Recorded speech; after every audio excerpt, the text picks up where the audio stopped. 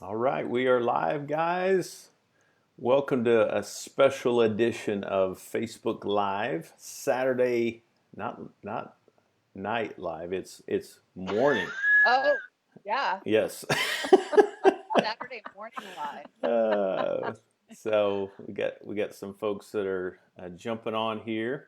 So good to have you join us this Saturday morning for a special live. We're actually going to be doing some training for you this morning. Excited, and I was just sharing with these two great people, and I'll let them introduce themselves here in a second. But if you really want to make yourself good, just surround yourself with really strong people. And so I invited these two great people, and I'll let them introduce themselves to be a part of this conversation. But I'm a grateful believer in Jesus Christ. I struggle with drugs and alcohol and food issues. My name is Rodney. Hi, Hey, Rodney. Rodney. Meaghan. My name's Meaghan. I'm a grateful believer. I'm in recovery for codependency, perfectionism, and compulsive behavior. Hey, Meaghan. Hey, Meaghan.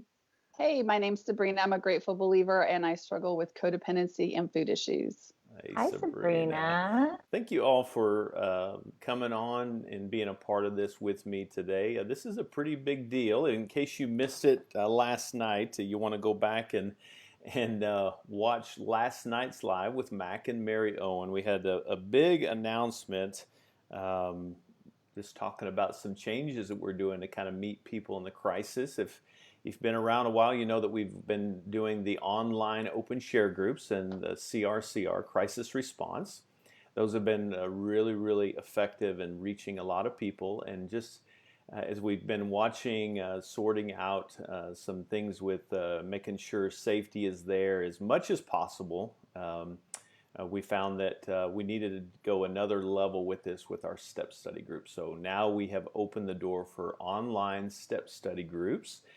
So we're going to be talking about that here in just a second. But the final thing and the big announcement was having teachings available on our national platform for national Facebook page and the YouTube page so that you can use that. I know a lot of you have been asking for that you can show to your local ministry, share to your own pages on your social media, etc. So Johnny, once a week on Saturdays at 6 p.m. Pacific time, is going to be teaching, starting with lesson 1 and walking us through all the lessons. So that's going to be available for you. I want to make sure that we're clear on that, though, that that's just for the national platform. That doesn't mean that you can share and do teachings, the Celebrate Recovery curriculum online yourself. You can just share what is being shared from the national platform. So we got special permission. First time ever in our history, 29 years, they finally gave us permission to do this. So that's a pretty big deal. And I can't think of a better time during this pandemic. So those are some big things that were announced last night. Again, go back and watch that live from last night from Mac and Mary. But today, this morning, again, if you're just jumping on, we want to give you some training this morning on let me just tell you kind of where we're going. One is we want to focus. We're going to focus on step study online. That's going to be the gist of this training. But we want to focus on what do I do if I have existing step study groups, and how do I, if we hit pause, how do I hit play again and move forward? So we'll talk about that, and then we're going to talk about what do I do and what's some good practices in starting brand new step study groups online during this pandemic, and we'll unpack that a little bit, and then we'll get into some Q&A with you, and that's why I brought these two experts on with me. They as we were praying for you guys in this time, all three of us have been in the ministry leader role, and we know what it's like to make a zillion mistakes, but through God's grace, we've learned through those. And so we just want to help kind of give you some feedback based on some things, experiences that we've had on the local ministry, and then how does that play out and transition into the online experience. And so we're going to unpack that together with you today. So step study groups. Sabrena, why don't you just give us a quick explanation for those that might be watching, because we know we always have newcomers watching. Give me a Yes. quick, 30-second spiel on what is a step study group for those that are wondering what that is. So we have 4 participants guides that we use in our step studies. And this is where we go to an even deeper level in our recovery. We go through these 4 participant guides together as a closed group. Initially, they're open, but they are closed no later than the first book. And we answer questions throughout the week, do homework, and then we come back together and we answer these questions together. And so it takes us to a deeper level because we're focusing in on each step and how to work that step. Yeah, excellent. Yeah, very powerful for these 4 workbooks. People always ask me, how does it work? The only thing I can explain is the Holy Spirit is in that. And when we can get vulnerable and share some of our heartfelt hurt and those Yes. from those traumas that we've experienced in our life and the good reasons why we start to believe certain things about ourselves and the habits that we pick up as a result of coping and how that's damaged our relationships. This is a very powerful tool for you. So we're excited about this step study group going online. For 29 years, we've been doing it in person. And I've lost track. I think it's 6 million people now have gone through this process of Celebrate Recovery Step Study Group. So great tool. And now we're just thinking, how many more people will we be able to reach in this season as we open this door to online? So I just want to make a point. We still believe in face-to-face as being the best option A. It has to start with meeting face-to-face. So if you can and when you can, we want you to meet face to face. But in this time where there's states that are closed up and churches even that are, even if the state is open or churches are saying, no, we're not going to open, kind of a deal, is right now this is a good alternative. But face to face is the first option. But one of the questions that came up is, why have we waited so long to do the step study groups? And just to reiterate that we wanted to make sure that Zoom could work out all its kinks. And there was some kinks early on, and it created a little bit, there was people popping online while groups were going on. And so we built multiple layers, and we'll talk a little bit more about that here in a second, of security to help people be safe as much as we can online. There's no guarantee. But to create as many gates that they had to walk through to be able to be safe as much as possible in that group. So with all the safety measures and the levels of security, we really feel like, hey, it's time. And based on the pandemic going on longer than we anticipated, we thought it's time to do that. And knowing that it's not completely safe, we always want to make that point, keep reiterating that. But yeah, and I just wanted to say, like, we've been getting a lot of questions about this, and we've heard, how this is hurting people and the long-term effect this is having on people. So that's another reason that, with the security being so much better, that we decided to go ahead and move forward. Yeah, there's, not to get too off track here, but I think it speaks to the why on this, that there's approximately, and statistics, you never know, it's changing by the minute, right? But approximately about 34% of Americans are dealing with some form of anxiety and depression on a clinical level. Now, do the math on that. Roughly, that's about 120 million people. Now, we need to be an avenue of hope for them, don't we? And Celebrate Recovery Step Study Groups are a great way to unpack that and build relationships. And so with the effects of this pandemic, I think we're going to see for a while coming out of this, we have a great tool here, and step study groups can help with that. But Sabrena, you were a big part of helping us kind of build some training and understanding Zoom securities and such. Why don't you talk a little bit about that and where people can find, before we get into the nuts and bolts, about Zoom and what that looks like?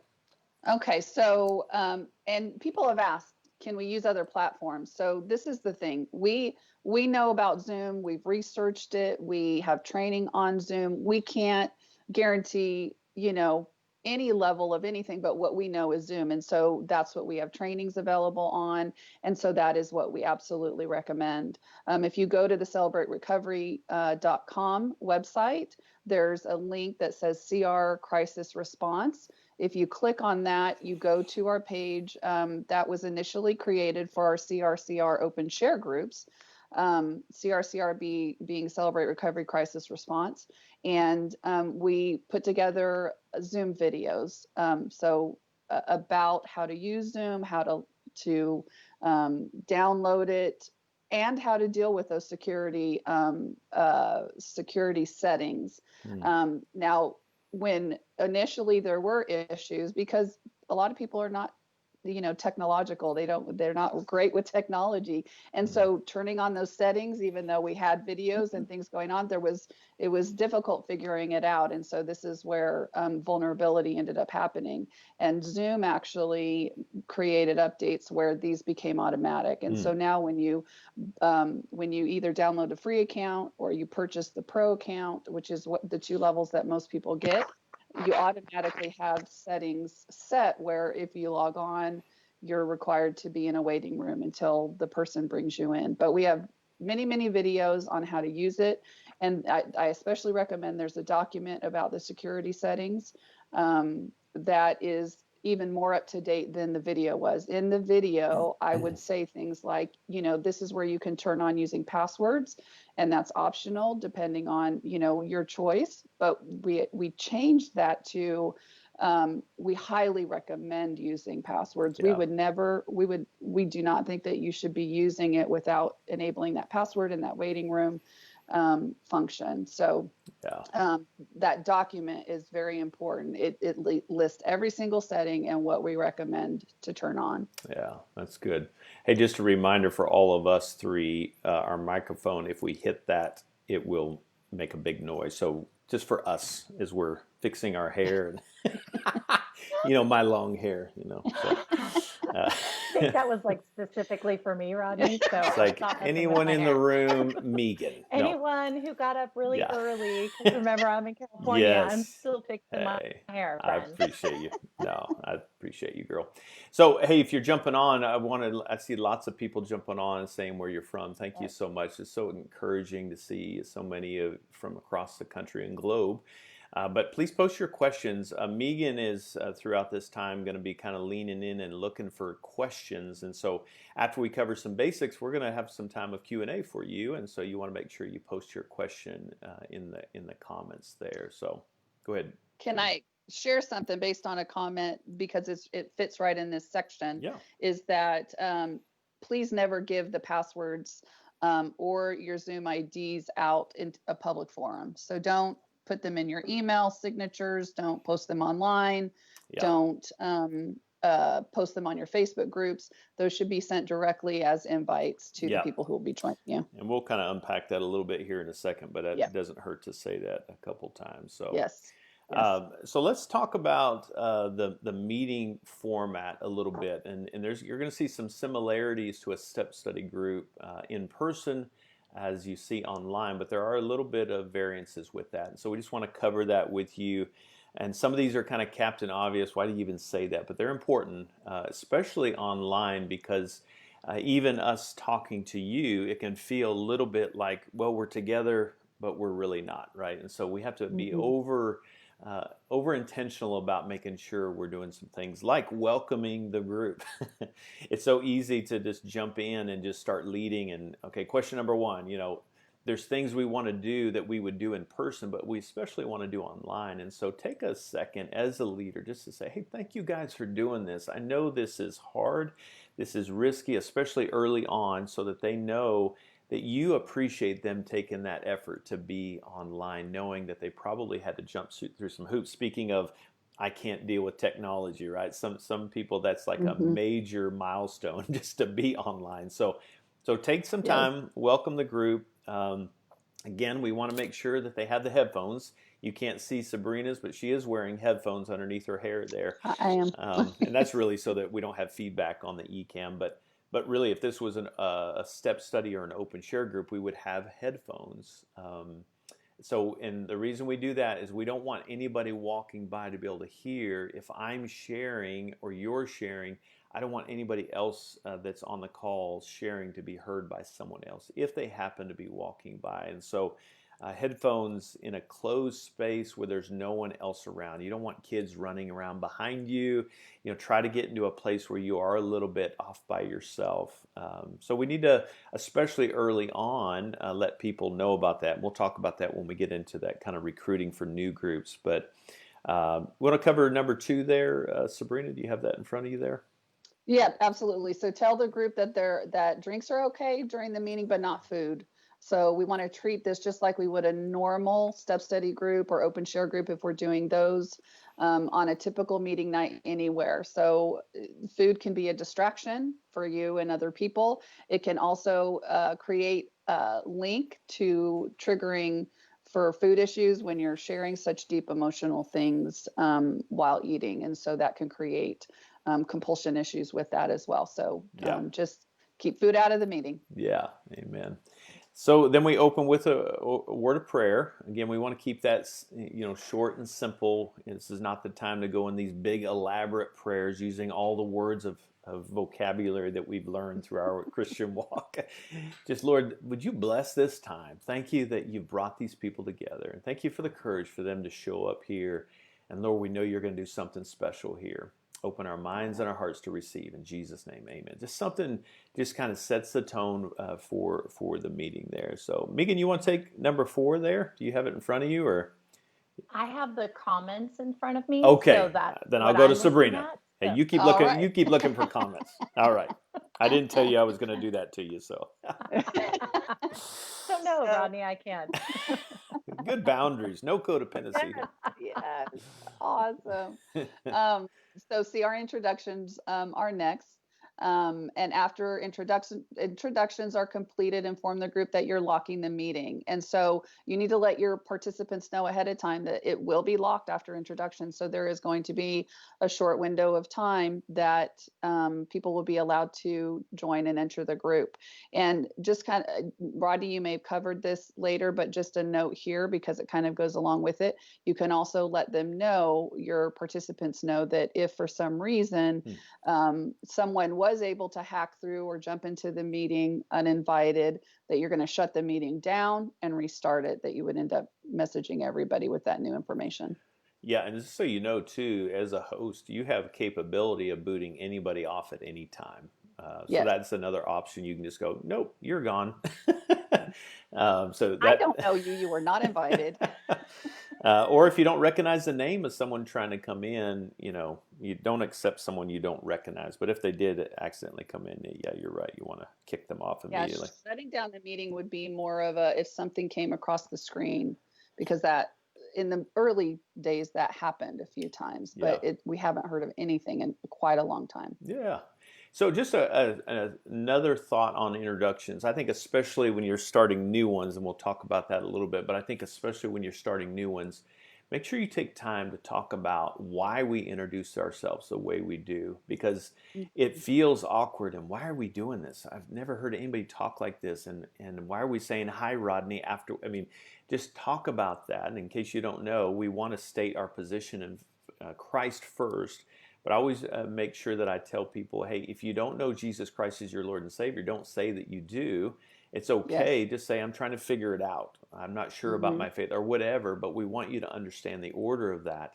And then we want you to talk about your main issue. This is not the time to list off 15, 20 issues, and I struggle with blank, blank, blank, blank, blank, blank, blank. That's like, okay, get to the point, right? What is the main thing? And take time to explain that. What's the main thing that brought you here that's causing the most havoc in your life? We know in recovery there's always connections to other things, and we'll figure that out as we go along. But take some time to really explain that so the newcomer understands why we introduce ourselves the way we do. So then we remind everyone again about the headphones, and then we move into reading the small group guidelines. So let's go through those real quick because I think they're important. Sabrena, why don't you take the first one and we'll just kind of walk through these. All right. Number 1, keep your sharing focused on your own thoughts, feelings, and actions, and please limit your sharing to 3 to 5 minutes. And of course, in the early days of the step study, and we may go over this as well in more depth, you'll teach on these, especially if you have new people. You'll talk about extended guidelines and what this means, why we have this, the why of this guideline, so that people understand that basically focusing on themselves is what brings them healing, not focusing on other people's thoughts, feelings, and actions. Yeah. And connected with that guideline, we have that time limit. You want to talk about that? Yes, so the 3 to 5 minute timeline is just that so that no one can dominate the group time and end up having the group, basically be about them. We all need to have that time. We all need to have our time to share that it's all about us. That few minutes that we're sharing is the group is just about us for that time, and everybody needs to be able to have that. And even if you have a small group, we always say, you might think, well, we have a really small group, so we don't need to enforce the 3 to 5 minute rule. You always want to keep that just for consistency, for if, especially with open share groups, if people do come in and the group starts to get larger and people are used to sharing longer than that, it becomes a problem. Well, I don't get to share for 15 minutes anymore. Yeah. So enforce that no matter how many people are in your group, because you can always close the group and then just fellowship together. Yeah. And I think a good thing, a good practice, it's not, a mandatory because not everybody writes out in paragraph form, but some people write in bullet point form. But sometimes just kind of reinforcing and encouraging, write your answers out so that you can go through that. And I've seen guys write paragraphs and get done in 3 minutes, easy, just by reading it. So not everybody writes like that, so you don't want to be black and white with that. But that could be a way to kind of help keep time on track. So go ahead. Well, I was just going to say, we require you to do your homework before you show up, but if it's in bullet points and you want to expand, from your bullet point, what we want to know is that you did the work prior to coming to group, that you're not sharing off the cuff, because that can lead down rabbit holes and not necessarily sharing on the question.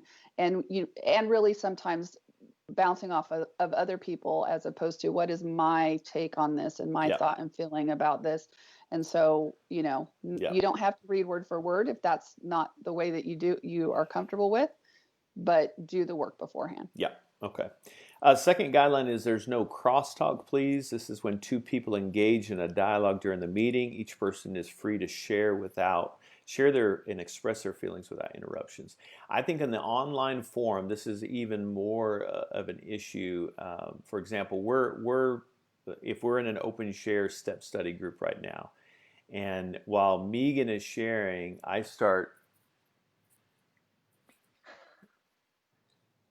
cross-talking, right? I've lost focus with whoever is sharing. So I think you just need to just remind them, hey guys, give your full attention here. And with that, make sure you're on screen at all times. I don't think we mentioned that, but we want you to stay on at all times. If you have to leave, then we'll just take you out of the meeting because we don't know what's going on. We don't know if someone come into your home or what. So we need to stay on screen, especially for a step study group. So make sure you're doing that. But Can I just interject, Rodney, because that's come up a few times, like a phone with a name on it. No, I think for step study, what we're saying, just like for CRCR groups, you need to be on the screen so people can see there's no one in the room with you, that you're wearing headphones, all of those things, because that question has come up quite a few times. So I think it's important to hit. Yeah, absolutely. Very good. And also know being on your phone, checking while texts or texting, doing any of those kind of things, being on your computer. Yeah. So take us through the next one, Sabrena. Keep us moving here. We are number 3. We're here to support one another. We will not attempt to fix one another. So we might be more comfortable in our homes to feel like this is just a casual conversation and I can fix here today.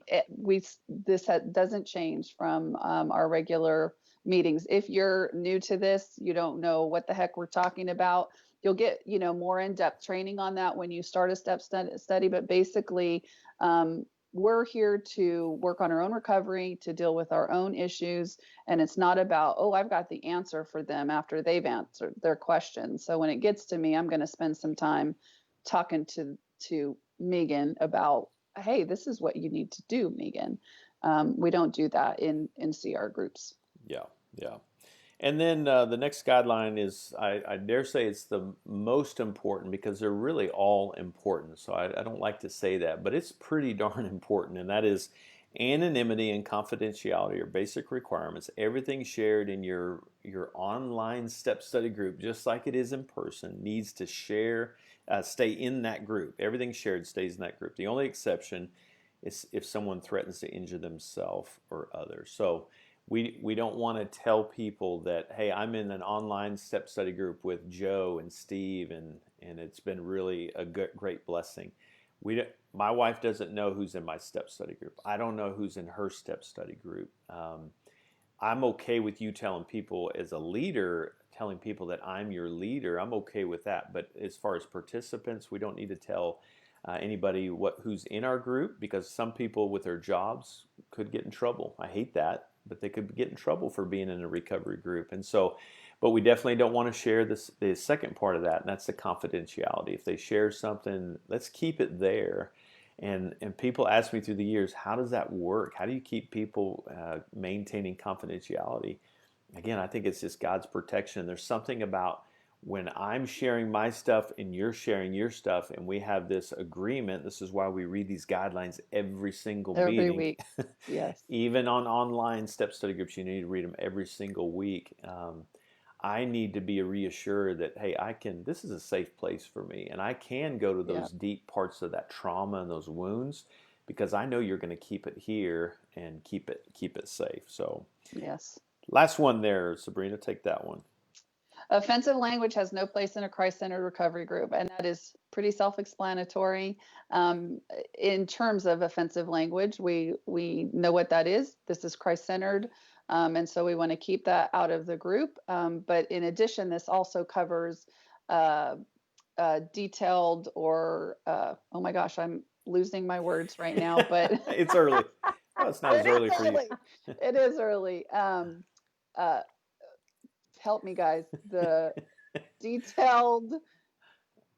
Too graphic. Too graphic. Okay. Graphic descriptions, or using language that might trigger other people. We should play charades. Sounds I think like. we should. Yeah. Yeah. So I think just the common example I use on that is, if I have food issues, I don't need to give you a play-by-play as I bit into the raspberry donut and I don't need that. Hey, I struggled and I stopped by a donut shop this week or something. I don't need the play-by-play descriptors. If I'm struggling with pornography, I don't need to know everything you saw on that website. Just tell me I slipped and looked at pornography this week. God knows, and we get it. We've been around long enough. We know what that is. So understand. Yeah. So again, I've said this a second ago, but again, all members stay on camera.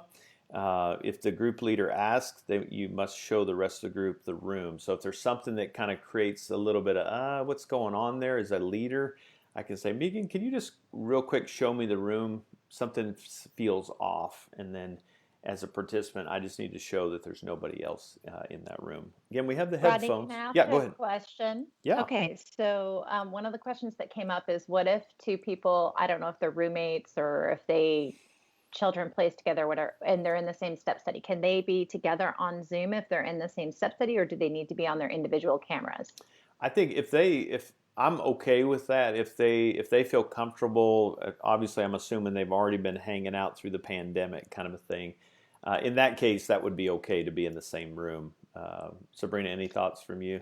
Well, and the way that you would deal with that is you would either have to, if you're using one device, you would have to have a splitter to have two sets of microphones. The headphones, yeah. Headphones, because you still need headphones even if you're in that room together. Or I've even suggested, I can use one earbud, you can use the other on one set. You know how people have done that before, but you still have to use headphones, so you have to work that out. Yeah, great.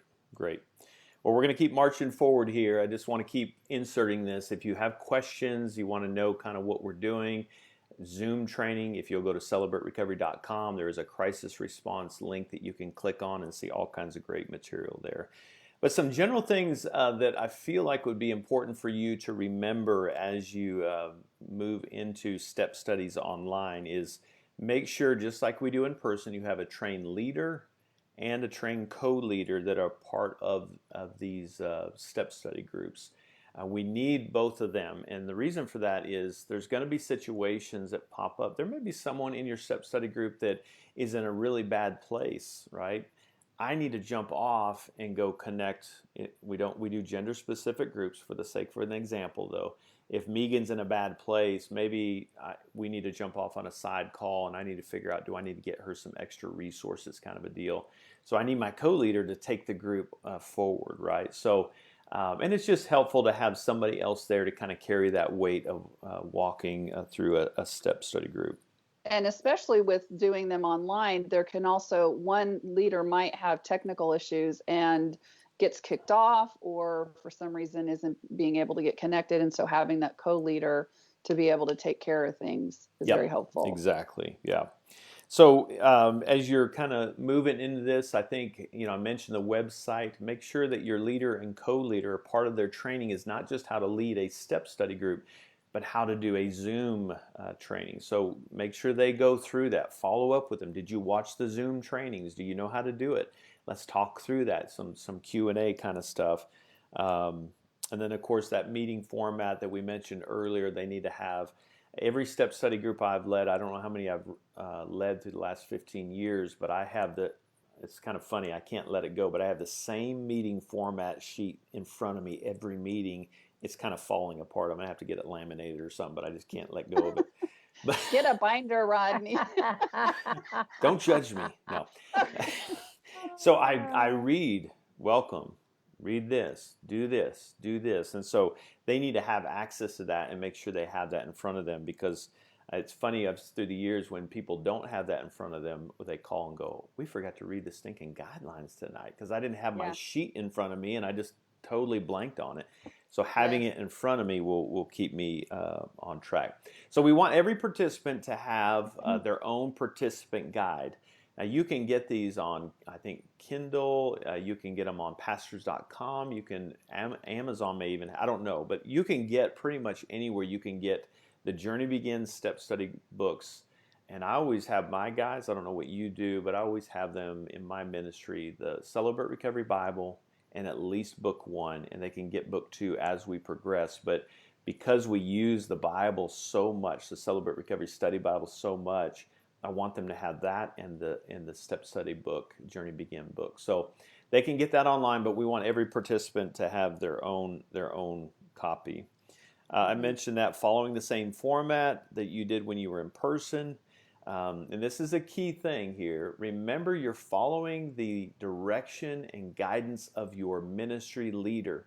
We can't, because we're online, go do our own step study groups and go rogue. And you're doing what? I'm the ministry leader. I am responsible for shepherding Fellowship Bible Church Celebrate Recovery in Rogers, Arkansas. If someone is interested in leading a step study group, the process is they come to me. We talk about that. We find them a co-leader. We go through the training. We set a date, and we recruit. We advertise. We do all this stuff. I don't want people just going and starting their own step study groups. Yeah. Any thoughts from you guys on that? I want to share 2 things. One is there's a lot of questions about, are these new guidelines? They're not new guidelines. There are CRCR guidelines, right? Yes. So being on screen, using headphones, even if you're alone, that's come up several times. Yep. And our state reps, just by the way, are doing a great job, and national team answering. There's so many questions, and they're just doing amazing. That's awesome. But as to what you were saying, Rodney, I know for me as a ministry leader, it's important to know what's happening as a shepherd and a steward of that ministry. And so to know my step study leaders are trained, and it's not a control thing. It's so that I can serve them, so that I know what's happening and our team knows what's happening. And actually, one of our state reps had a question: do our online step study leaders need to be trained by the T coach? And that's a ministry leader decision, right? Yeah. That's a ministry leader needs to know who's doing what, and to make sure that we're here to support our leaders, not to control the step studies. And so it's important for me as a ministry leader at Saddleback. We have a lot of step studies that run all at the same time. When we closed down, we had 22 step studies going, and that's a lot of administration. And it's important to know, how can I serve my leaders? How can I serve the people in the group? And so it's important to go through the ministry leader so that we can be there to help and to support and to encourage, and also to know, because it's really, when we do something new, it can be easy to go off the rails a little bit. Yep. So it's important to kind of brainstorm together, like we did when we launched CRCR. We Yep. Zoomed after our first CRCR groups as all leaders.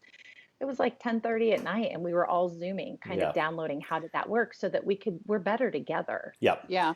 Yeah. Yeah. And Go ahead. I'll add to that, it adds to the protection of being under the leadership of your ministry leader, who is under the leadership of their senior pastor and their church leadership.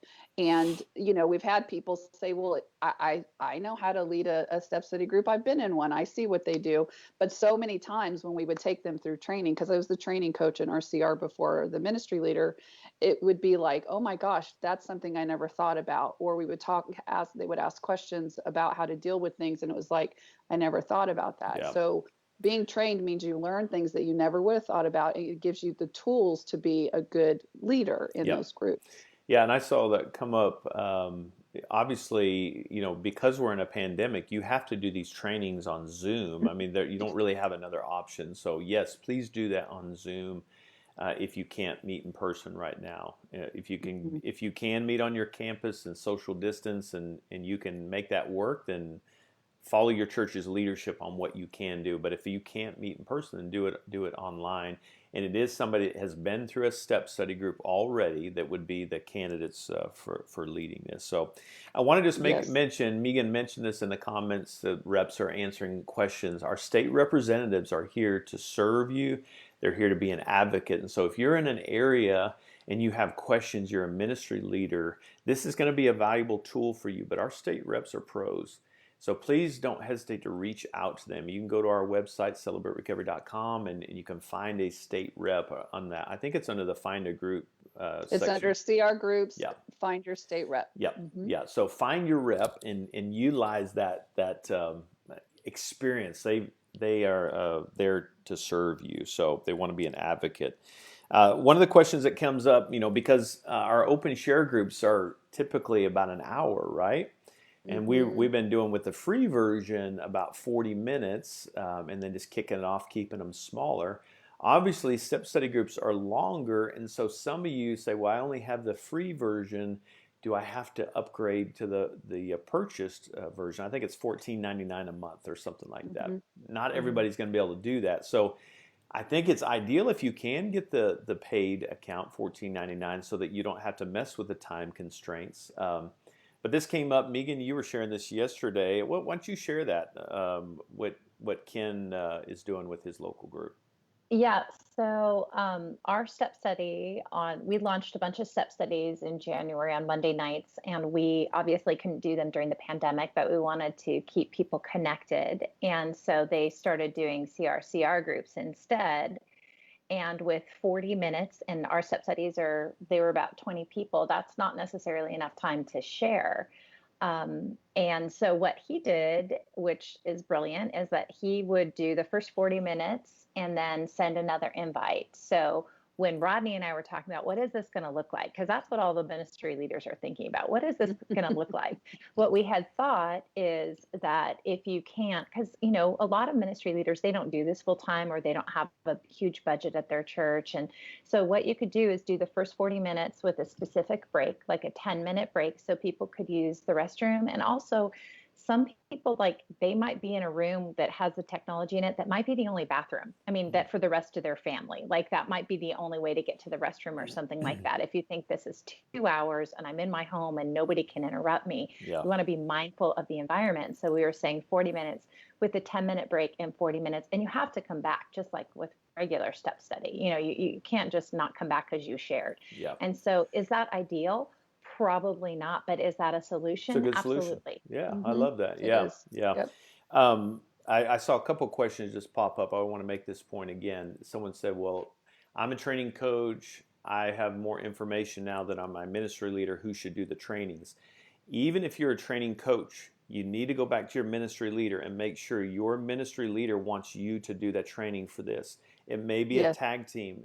I know you're the training coach, but you need to be under their authority and their guidance and direction. So please collaborate with your ministry leader. And then if they say, hey, you take it, then take it. If you have more information, share your new information with your ministry leader. They need to know about this so that you can together say, okay, what's that going to look like for our training? So it's not me going rogue even with my training. We're all unified in this effort to do this together. So, hey, Yes. one thing I think it's important with these is we recommend, if you can, keep the groups about 10 to 12 if you can. We know that that's not always going to be the case. The bigger you are, the harder it is going to be able to get everything in, and it's harder to manage. Personally, on a local ministry, we started keeping ours at 14. Even in the in-person, because what we found is our attrition rate actually improved when we started with a smaller group. Now I know our mindset is, well, we've heard that 50% of the people that start are not going to finish. Which, by the way, don't ever say that to your group when you're starting out. That's like I'm the guy going, I'm a part of the 50% that's leaving. Don't say that. Self-fulfilling prophecy. Yeah, don't because it'll happen that way. So don't. We know that we have attrition. We know that could happen, but it doesn't always happen. I've had groups where I've lost one person the entire step study group, and some I've lost 5. So just make sure that you are really kind of setting them up for a win. And if you have a smaller group, especially online, we just recommend that. I think that will be easier for you to manage. So I want to move us along. This is so much information. You probably have to watch this a few times, but watch this again. Let's talk about existing step study groups, and then we'll talk about the new groups. How do I start new groups? So, existing Celebrate Recovery step study groups that hit the pause button when the pandemic started, right? What should we do to hit the play button again? As Mac and Mary were talking last night. So a couple things that we did. Now, my step study group is actually meeting in person because we can meet on campus and we meet outside. What we've been doing is if it rains, then we just cancel that, right? We can't sit out in the rain with umbrellas and open our books. So, but we would meet outside with masks and social distance and all that. But one of the things that we did, and I would highly recommend whether you go online with the play button or you stay in person, depending on what your church and your state guidelines are, is recap. And so unfortunately, we were kind of early. It'll depend on where you are in the steps, right?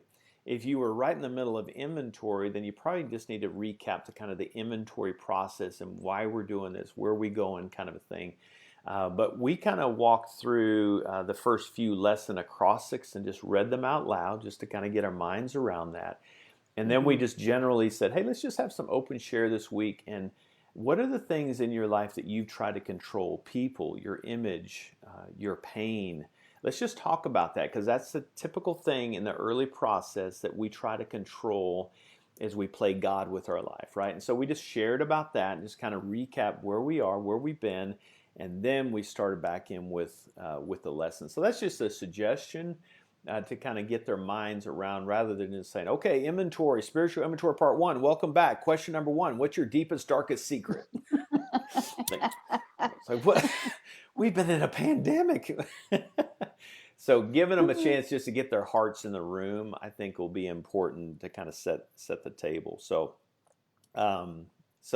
what things in your life you're trying to control? Read through previous acrostics. Maybe just a general check-in is how's your recovery since the pandemic? So that would be a good accountability question. Like, what have you been doing even about your recovery? Have you been checking in with people? Because that's something that I need to talk about. Have I been checking in, or have I slowly isolated myself and gotten away from checking in with people? And so this is why I need to get back to this. Yep. So one thing that we talked about, Sabrena, maybe you can hit on this, kind of the hybrid approach. Okay. You want to touch on that? Sure. And then Meaghan, did you have something on that particular? Well, I think it's important to mention relapse, right? Because in regular step study, if someone experiences a relapse in the step study process, what is that ministry's, do you have to Protocol. start at step one again? Because that's important to know. Because I know in some of our step studies, we had a lot of people relapse, especially the first month or two of the pandemic. So it's important. I don't think we need to answer that, but that's important for the ministry leader to frame that. And make in a terms of decision. if we're relaunching. I think the relaunching of step studies that were already in process is a little more tricky than launching new step A studies. new one. Yes. Yeah. Yeah. Good. Yes, absolutely. That's a good point. So one of the questions that does keep coming up is, can we have a hybrid approach, a group where, okay, let's say like my CR is opening this week. It's going to be our first week back. And I'm not the ministry leader there any longer, but the CR that I'm a part of, I'm the training coach again. And we're opening this week. And so we will have step studies that were existing that are going to start getting back together and start doing their step studies again. And so what if we have one or two people in that group that are high risk or still very uncomfortable coming out into group settings? Can we do a hybrid approach is the question. And so you need to pick one or the other. You're either going to do virtual, or you're going to do in person. So if, let's say you have a couple of people in that, and it's whatever the majority either decides or the majority need is. So if the majority is high risk, let's just do this virtually. If the majority is not, and they're comfortable with meeting together with the restrictions that the local CR is putting in place, then we will do in person. And then that one or two people in the group that are high risk, we would do kind of one-on-one, like you would do prior to the pandemic. You might have someone who missed a group. They go over the questions at home. They make them up by meeting with someone one-on-one or talking with them one-on-one over the phone and going over those answers. And so that's how you would deal with that high-risk person. Yeah. So pick one or the other, and knowing, you have some that you may want, if they're in a vulnerable state, you may want to point them to a new online step study group that you're starting for those that are vulnerable. Yeah. So I'm sure we'll have some questions we'll address on the existing here in a minute, but let's move to the starting new, brand new, right? So we've existing groups that we just hit the play button again, and we're trying to kind of reintroduce the step study process online. But what about new groups that you're going to start online? So kind of the basic format, just like we would do in person, but we just need to be reminded of this, is we need to explore our current leadership base, right? We need to see, of my current leaders, who is willing, who is able to do this, and just explore, throw some nets out there. Who could be a potential leader, and then I need to match them up with a co-leader. And a lot of times on a local level, if we've got a couple people that are willing, I want to get those two together to connect. I want to make sure, will this work with them, right? Because we're going to be spending a year together. Typically, it usually takes about 12 months. Sometimes they're less than that, but I need to make sure that there is a little bit of compatibility, but we don't need to be the same kind of people. I think there's value in having people that are different, but we need to make sure that we can function together, because we're going to be leading and shepherding the flocks, and we need to be together on this. And when can we meet? Do our schedules match up? Well, I can only do evenings at this time. Well, actually daytimes work for me, or whatever. We kind of figure that out and work through that. And we talked about that, training them, right? We want to train them just like we would a regular step study in-person meeting, right? So we need to give them those basic things, but we also need to train them on the functionality of online. And Sabrena, you were talking about that with the Zoom. Is there a progress, a progression through the videos that you would recommend, or just go watch them at all? Yeah, they're pretty much standalone for each topic that the videos are on. And so obviously the first one you are going to start with has to do with signing up for Zoom, getting Zoom, that kind of thing. But the other ones are kind of standalone. Yeah. Okay. So you want to train them. And I think a good thing, I think it would be wise, on a local level, we do labs. So we train our step study leaders, and then we get them in a room and we do a mock group. Okay, Mhm. you're the leader, and this just happened. Somebody broke this guideline of crosstalk. What are you going to do? They know in their brain, but sometimes it's hard for it to translate to their mouth. And so practicing that can be a very valuable thing for them. So get on a Zoom with them and do a mock group. You're the leader. Okay, now somebody, Meaghan is sharing. Now, Sabrena, I want you to interrupt her and start trying to fix her. But Susan, I want you to be the leader, and you have to actually shut Sabrena down or it's going to get Mute her. nasty, right? Mute. Yeah. So, but practicing that, because it brings up anxiety even thinking about that, right? It's like, I want you to get comfortable. Oh, this is what I do. Because sometimes we know, but then in the moment we forget and we panic and it goes on way too long, a lot longer than it should, right? So that's a valuable part of that training, is not just training them how, but actually let them practice so that they can make the mistakes. And I always kind of set the table with, this is your sandbox. I know you're going to make mistakes. In fact, if you don't make mistakes, I will be shocked, because everyone does. So let's give it a shot. And when they mess it up, okay, hey, great job. Let's talk about that. What was happening for you? Were you feeling a little bit of anxiety? Yeah, I was panicking. I didn't know. Okay, no problem. Everybody does that. So if you were to do that again, what would you do differently, right? And so you're giving them that practice. And I think especially online, because again, there's a little bit of more of a disconnect and can be a little bit unnerving on how to deal with that. So giving them that safety to make the mistakes in the practice forum so that they can actually carry that out live with some confidence. So any thoughts on that from you all? I think training is going to be key. And I think understanding a few things, the things that aren't going to change, right? These are going to be gender specific. I've been asked to kind of really make that point. They're gender specific. They're not issue specific. Mm-hmm. But for us, this is a new thing, and it was new for us with CRCR. Technology, there's a little bit of a display or a delay. I'm hitting my hair, it's in the microphone. I don't know what's happening. I don't know what you're experiencing. Yep. So there is a little bit that feels different about it.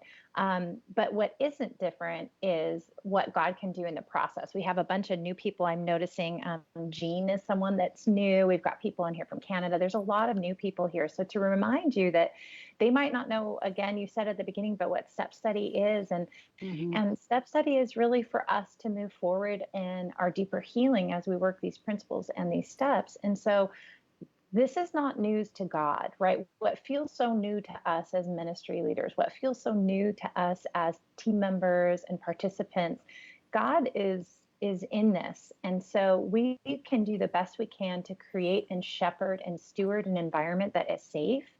And, the three of us were talking about this today. Like, we don't know how this is going to go. There's three of us on screen. Like, who's going to talk when? Well, right. And we prayed over that. And we said, that God, you're in this. And so we're going to trust you in that. And so I think in all of that, we can train and we can prepare. We can make the best decisions that we can make. Again, it's coming up. Why can't we hybrid? That question's come up several times. Why can't we have some people live and some people Zoom? Well, we don't think that's the safest way. Yeah. Mm-hmm. That's what you can't see someone. If that computer screen, what are they going to do? Put it on a chair? You know what I mean? In the circle, like that's unique. But we also, things are going to be revealed to us along the way. Yep. And that's important for us to remember. The things that aren't going to change is we're going to use the 4 books. We're not going to crosstalk. We're going to follow guidelines. We're going to be on screen, and it's going to be gender specific. Yeah, and I think you just made a good point to what we said earlier, connected to that, and that is, this is why we have to go through the local ministry and the church and through the state representatives. This is why we don't want you to go rogue, because some of those things like gender specific and what it looks like and the times and all that, your ministry leader is going to know all that through their own training in leading a Celebrate Recovery in person. So if you go through them, they're going to give you the tools. And if you're a newcomer, find a Celebrate Recovery group near you and get plugged into that so that they can help you get plugged in and tell you more about what a step study group is. So just as a recommendation, when you're thinking about starting a new group, even online, and I do this in person, and Sabrena and I were talking about this yesterday. We typically have at least a 3-week window from the time we announce that it's coming and when we actually start. And the reason for that is it gives us time to train. It gives us time to get the word out. I'll talk about that in a second. Some things, some ideas of way you can do that. But I want to create a forum where we can get prepared for this and not just, we're starting next week, show up, kind of a thing, right? I want to give my leaders a chance to get in that sandbox and practice, and so give it at least 3 weeks to launch, so that you can train, so that you can advertise, so you can let people know about that. And again, if you can, keep it 10 to 12 people, so that you keep it a smaller group. It's more manageable, and I think you can shepherd a smaller flock a lot easier. So, but with that opportunity to let me say this, because I don't think I had that in my notes, Sabrena. Some of those things that we're talking about in the early on, when we do start, let's say we do give it 3 weeks, we're kind of going through some things, right? I may have that later in my notes and just forgetting about that. But what's some things that you do when you're starting out, like week 1, we know who's coming, our leaders are trained, we're ready to go. Week 1, what are you doing? We usually wait 2 to 3 weeks before we start actually doing work in our book. We use the first 2 to 3 weeks to really dig into, going over the guidelines in a lot of depth. So we're actually training on the guidelines. We don't just read the basic guidelines, but we talk about the why behind each guideline. We talk about examples of what those guidelines look like. And then we'll have a general question that says, so the first week we might just say, we only end up doing one question. Give us your name, what brought you here, kind of just do an introduction of yourself, so that people can start to get comfortable with each other and know who each other are. That's great. And at this time, there's a lot of people coming in, new people. So, since the groups are open for a bit. Yeah. So the second week we do the same thing, because we have still more newcomers coming in. And so for the first 3 weeks, we're doing the same depth of training on the guidelines. We're talking about something, Rodney, that you said that you guys do, that you talked about earlier, was going over the CR Bible and how to use it and how it can support and help your recovery process. And so there are things that you can do with that as well. And then we just have a couple of questions that we use as kind of open share type questions for those 2 or 3 weeks. So we only do 1 or 2 questions, and that's usually it. That's great. great. That's really all we end up having time for, because we go in depth. Yeah, so that's good. And that was down. It allows more time for newcomers to come in. Yeah, that's good. Yeah, and that was further down on my notes. I didn't trust my notes here, but I'll skip it there. That's all good. But that's good. Yeah. Another question that I'll ask people, it's a great question to ask in that first couple weeks, is what brought you to recovery, and what, if you were to say on a scale of 1 to 10, how motivated you are for change. 10 be the most motivated. Where are you? And there's no right answer. Just kind of curious where your heart is. It's such a good number for them to think about and then come back to when you're getting into book 2, as you're getting into that moral lesson. Hey, remember what your number was. In fact, it's good to come back to that. Hey, what's your level of motivation now? Is it higher? Is it lower? And it's a good way just to say, I'm still in. In fact, I'm even more motivated, and it gives you that breath of fresh air to kind of that oxygen to go into book 2, the inventory process. But so I want to real quickly, avenues to get the word out: social media, your Celebrate Recovery Facebook page, your church website.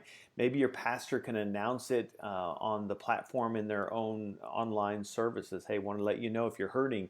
We've got some online step study groups through Celebrate Recovery. Word of mouth is one of the greatest ways. Let your leaders talk to people and recruit people in their own network. That's a great way to start a step study group. Again, through your ministry leader, but gathering people and pointing them to the ministry leader, people that they already know. Pull from current open share attendees. Hey, you guys have been coming to CR, it's hard to say it, online groups. How many of you would be interested in doing a step study where we go a little bit deeper? Maybe they've not been introduced to that. Reach out to past newcomers. Communicate with your small group pastors at your church, letting them know that if you got hurting people, that seeing in your community and small groups that we're here. And so, yeah, when we get the requests from people, we kind of have this vetting process that we need to go through, right? We don't want to just throw just anybody in there. And so just like we've been doing with the open share group, when someone reaches out and says, I want to be a part of that open share group, I'm going to meet with them on a Zoom call. I want to connect with them. I want to get them into an open share group for a couple weeks, attend that open share group for a couple weeks, and then let's revisit. How's that going for you? Is this something you feel like you still want to be a part of, instead of just throwing them into a step study group, not knowing if they're really bought in to the process? So one of the things that we do locally is we use a thing called Sign Up Genius. It just helps us. You don't have to do that, but we create a group. When we know I've got a leader and a co-leader that can meet on this time, I put that on our website with Sign Up Genius, and they know they can register on this link, and it will say there are 7 of 12 slots still available. Now there are 5, now there are 3, or whatever, and it helps me to kind of manage when that group is full. We don't let anybody else into that group. That's what we do personally. You could use a standard email. We have an email that we use as well. If people have questions, they can email directly to that. It goes to several of us, and we can follow up with them, have that Zoom, get them connected to an open share group. And then as we feel comfortable and they feel like they're still in, then we'll get them into a step study group. Yeah, those are just a couple different ways. We talked about those first couple weeks already of how to kind of help people set that table for being in a step study group. That CR Bible instruction, I think, is important. One of the ways that we do that practically is they have the Bible and at least book 1, and I'll walk them through the Bible. And I don't want to assume they know where the Gospels are, And so, hey, here's a table of contents, guys. If you're ever wondering, here it is. I'm not going to insult anybody's intelligence, but I'm going to assume that none of you know any of this. Okay, so we're going to go through that real quick. But let me tell you about these character studies. In fact, let's read one right now. We'll go around, we read it, and say, see how powerful that is to your recovery, that you could read that in your own time, and God could bless you. And we're going to be walking through that. Here's a testimony. Here's the 30-day devotionals in the back. These little numbers, this is what this means. And so really you're helping give them a tool that they can use. And we know this, that one of the most powerful and life-changing things for us in our recovery is God's Word, right? And so we're helping them to use this in conjunction with what we're doing in the step study group. So, hey, I want to give some time for some Q&A. We used a lot of time here and a lot of information, but hopefully it's been beneficial. But Meaghan, any reoccurring? Go ahead, Sabrena. Well, just real quick, one of the things that I know has come up already is if you start a CR step study online, you can finish it online. Yep. So thank you for saying that. That was in our notes, and so I just wanted to make sure that we covered that. Yep. Yeah, and if your group isn't offering CR anything right now, then contact a state rep and we can figure it. That would be the exception, not the rule. There may be an opportunity we can get you connected with another group that's out of your radius. But again, best practice is we want you to connect with your local ministry and be a part of that, because you could become a leader for that ministry coming out of a step study group. And so we need you to be a part of that locally. So Meaghan, any questions popping up? Yeah, there's some great questions, actually. There's a few that have come on that are either not an established CR. They were going to establish pre-COVID, and that obviously got derailed, or someone that was starting in October. And they're saying, how do they go forward with step studies? So I'd love to answer that and just let people know that a lot of times before CRs launched, they actually put leadership through the step study. So you're not even behind if that's what's happening. You get your people together and you do a step study online. It'll be different and unique, but you don't know that because you've never done it before. So the best way to move forward with that is to contact your state rep on celebraterecovery.com and find your state rep and talk to your state rep to look at what that looks like. But you can launch a step study if you're going to launch a local ministry at that church. If you were planning on it or are planning on it, you can launch a step study. while we're in the midst of this pandemic. And we want to encourage you to do that because guess what? Post-pandemic, the people in your church are really going to need Celebrate Recovery. Yeah. We're all going to really need Celebrate Recovery. So we definitely want to encourage you to do that. Yeah, I Did you think wanna- just to add to that, really every Celebrate Recovery ministry that exists, I think 35,000 across the globe, we all need to kind of take the approach like we are starting and relaunching. Right. And so how cool would that be is if you can get some of these step study groups going. That's why we're excited about this locally in Arkansas, is we want to start some new step study groups so that we know that Celebrate Recovery is a leadership factory. And as if we get some step study groups going in the middle of this pandemic, when God's timing, when we open, as people are finishing up, we're going to have a wave of new leaders that are going to be able to help us take this to the next level as the overall church comes in with their hurt habits and hang up, right? And how cool is that we actually get to take this approach of, hey, we're starting new. We're starting with step study groups, and we're going to get ready for what God's going to do next. So encouragement to all of our Celebrate Recoveries to do the same thing. So. Some other questions, and it'll point back to the CRCR guidelines, people asking about, can I put the guidelines, on Zoom, we have a capability to do chat. What about worship, things like that. So things to consider is, we close the chat for everyone in our CRCR guidelines, except for some of our leaders to remember the guidelines or to keep them up because people need that visual memory.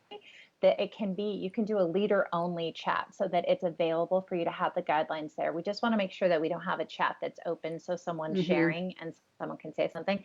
And if you want to do worship, which, that's encouraged before we begin step study, I'm going to cough, so I'm going to cover my microphone. Sorry, hope that was okay. It was still loud. Sorry. That's okay. For YouTube, like for my old CR, we would put up a YouTube worship video. So when there's 8 of you don't want it to feel weird. And you can do a screen share with that. The leader can do the screen share so that we're keeping everything safe. So yes, worship. I mean, I don't know how fun it is to sing a cappella with 8 other people. That doesn't sound great to me, but you do want to have a worship experience. So that's an option. That's great. So I wanted to add to that. We've done worship, at least one worship song in our step studies for years. It's in the ALT training. It is one of the options. What's the ALT, Sabrena? Oh, great question, Rodney. It's the Advanced Leader Training Guide. So where you can get all kinds of different trainings to go into more in-depth training once your ministry is kind of up and running. We don't recommend it kind of as your startup. The startup kit is what we recommend for basic trainings that you start with.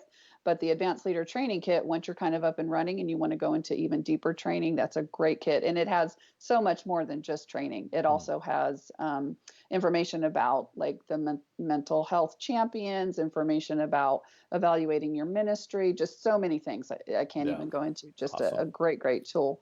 But that is one of the things that is talked about is definitely you can have worship. And most of the groups don't sing during that time. We usually just use it as a time, and we don't tell them they can't. There are groups that do that. It's just a time to take a breath, to close your eyes, hear it, be able to, breathe and get away from everything else before you get into your step study. So we've always done one song. We usually don't do more so that we don't take away too much from the share time. But I had another thought and I lost it. I'm sorry. Can I just say that we had a real life learning lesson? I don't know if you guys just saw that I looked off camera and said something to someone because my husband was bringing me water because he's watching in the other room helping to answer questions. I don't even know who you are anymore. But isn't that weird, right? And that's what we have to remember. That's why she lost her train of thought. Yes, it was all my fault. No, I'm not owning that. No, thank you. I'm working my program. But I think those are the kinds of things we don't know. We don't know what to do until we experience it. And I think we have to grace this process. Boundaries are important, especially in step study. That's why we have guidelines. This is not to control. We have boundaries. So to know that the things that we're saying, the parameters that we're saying are for safety. And then also there's room for the Holy Spirit to work. If we're working within those parameters, there's actually a lot of safety. So there aren't a ton of guidelines. The guidelines that are there are there to protect people so they can feel safe, because when we feel safe, we open up. Amen. Amen. Any other Yeah, questions? absolutely. We'll go a couple more here. Maybe about 11:15 we'll kick off here Central Time. Oh, I was going to say that's a really long time from now. I don't have 2 hours and 5 minutes left in me, Rodney.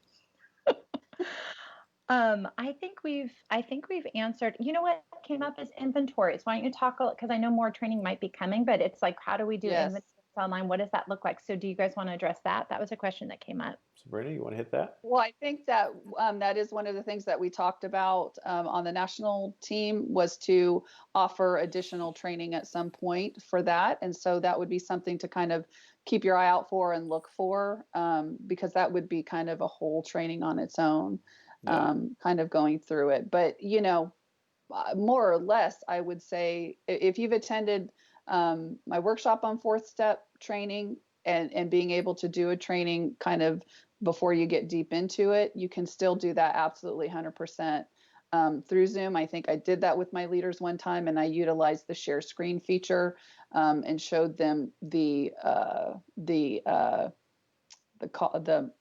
moral inventory sheet the way that I normally do when I'm on stage. And so you could utilize that for sure. Yeah, I just saw a question come through, and I think it's worth. Chrissy's asking about, can I have a Zoom sponsor? The answer is yes, you can. You need to connect with that person. You know, you need to make sure you know who you're connecting with, kind of a deal. We recommend it's someone that has been through the Celebrate Recovery process, but it's not mandatory. I think what, to me, a non-negotiable is do you have somebody that loves the Lord and follows the Lord? And you look at them and you say, I want what that person has, right? But you could set up some Zoom meetings. I meet with my sponsees on Zoom right now because I have to. I mean, what other alternative do we have, right? So unless your church lets you meet in person with social distancing. So yeah, I mean, when you're on Zoom, it's okay to ask, you know, direct people, you know, in our step studies, we exchange phone numbers. And so we want to connect with each other outside. We want to reach out to each other when we're struggling. And so if there's someone that you know that's been through the steps and you've got their contact, reach out to them and say, hey, do you have availability? Now remember, not everybody's going to be available.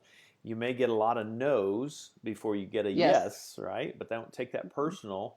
And here's what I tell people: as important as it is to find a sponsor, do you think the enemy's going to make it easy on you to find that person to be in your life, to be that kind of that shepherd for you, that mentor?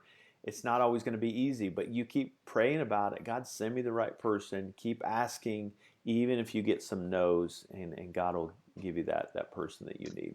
So, and it makes it even more important to have an accountability team.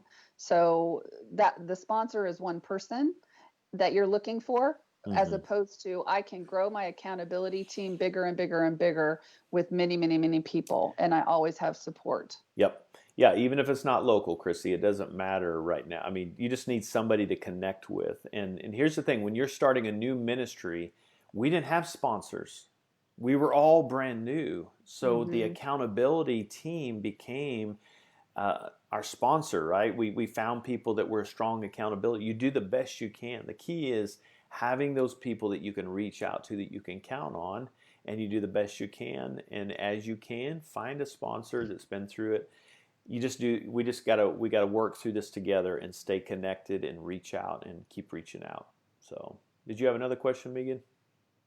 Nope, I think that was it. Okay. I think you just answered it, because it keeps coming up. We don't have sponsors. Well, Yeah. I didn't either when I launched my CR, because nobody had gone through CR. So we built accountability teams, and then once we got through step studies, we had sponsors. Yeah. It's not the ministry's job to provide sponsors.